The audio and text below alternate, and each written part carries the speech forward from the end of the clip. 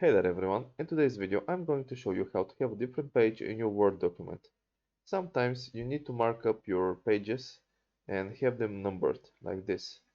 I've already showed you how to do this, but you can see from here that every time the page number starts from 1. And if you want a different page to be the first page, you need to do the following. So, open up your footer menu just by double clicking on the bottom of the page anywhere around this area, and in the design menu just select different first page. It needs to be ticked on like this, different first page. And now if we go back, and you can see there isn't the number 1 on the bottom of the page anymore. It's not marked up, it doesn't have a footer.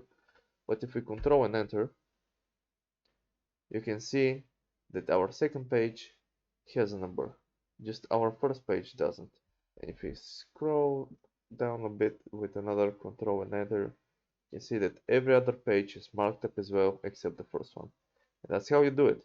So I hope this helped you. If it did, leave a like and subscribe, and see you next time. Have a good one.